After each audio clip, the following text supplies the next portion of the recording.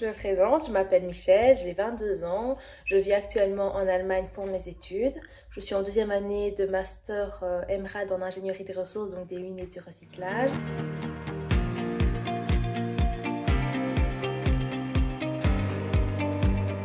Alors, je dirais que c'est une intox. Donc, premièrement, une info, en effet, si l'on ne prend en considération que la concentration en or, là où les mines actuelles exploitent de l'ordre du gramme par tonne, les smartphones et tablettes en contiennent une centaine de grammes par tonne. Donc, ce facteur de concentration est en effet non négligeable, mais est un concept dynamique qui a tendance à être revu à la baisse. Ensuite, c'est une intox, premièrement, de par la complexité des smartphones, leur aspect de plus en plus scellé, compact, qui n'a rien à voir avec la complexité naturelle des minerais géologiques.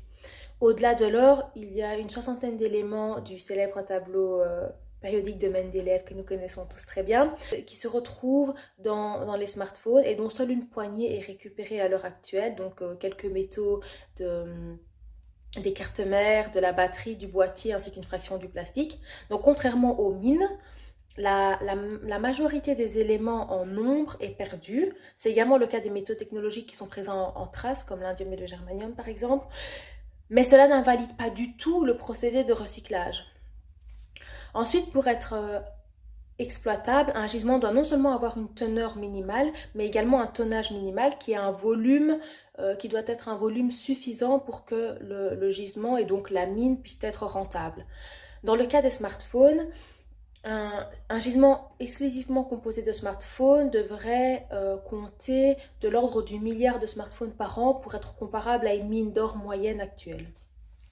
Ensuite, enfin, tant que les smartphones resteront dans les tiroirs, ils ne seront rien de plus que des parties de gisement non accessibles à l'extraction et non des mines.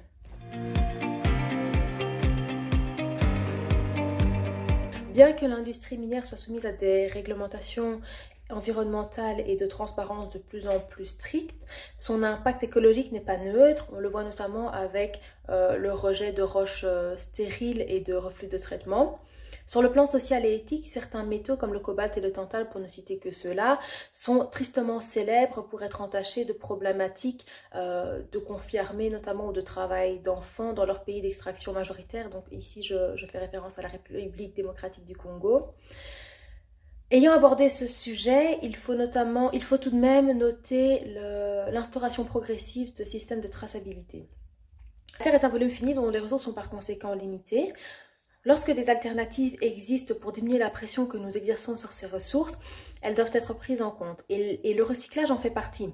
Et le recyclage, en particulier des déchets urbains, doit être réellement considéré en symbiose avec l'industrie minière afin de pourvoir à la demande, mais également, cette symbiose est également nécessaire afin de ne pas être impacté par le délai qui existe notamment entre la mise sur le marché d'un produit et sa disponibilisation pour le recyclage, ainsi que la variabilité de composition des déchets urbains. Enfin, d'un point de vue plus géographique, pour certains pays comme la Belgique, le recyclage des déchets urbains représente la source d'approvisionnement la plus proche pour ces matériaux téléphoniques. Pour fixer les idées, la valeur résiduelle d'un GSM, donc inutilisable en fin de vie, est inférieure à 2 €. Ce facteur économique, on le comprend donc bien, à lui tout seul ne peut pas justifier le besoin de collecte.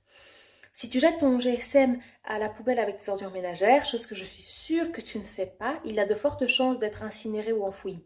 Le recycler permet donc non seulement d'en gérer proprement les substances potentiellement nuisibles, mais également de réduire la consommation énergétique nécessaire à la fabrication de nouveaux matériaux téléphoniques, donc en comparaison avec la filière primaire un peu plus linéaire.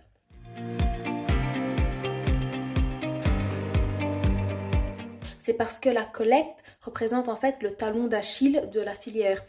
Actuellement en Belgique, moins de 10% des smartphones sont ramenés à un point de collecte pour être recyclés et les recycleurs ont besoin d'un volume minimal pour pouvoir procéder au recyclage effectif des smartphones. Donc tu l'auras donc compris, garder ton GSM, c'est stocker inutilement des matériaux qui sont revalorisables et en fait à plus grande échelle, c'est entraver et retarder le processus de recyclage et également mettre des bâtons dans les roues du processus nous menant à une économie durable un peu plus circulaire.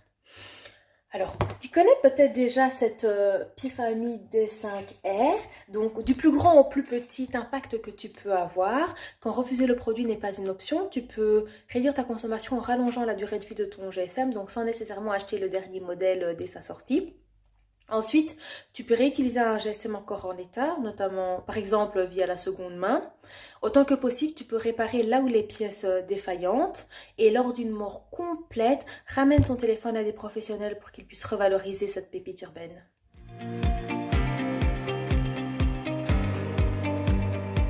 Vous l'aurez compris, en matière de matériel électronique, il y a encore beaucoup à faire et chaque geste compte. Avec le Green Office, dès que la situation sanitaire le permettra, nous allons organiser une collecte de GSM pour les revaloriser quand c'est encore possible ou les recycler. D'ici là, n'attendez pas pour vous lancer dans une démarche d'économie circulaire. Vous pouvez tenter de réparer votre GSM plutôt que de le remplacer, ou alors acheter de seconde main ou reconditionner. Beaucoup de solutions existent.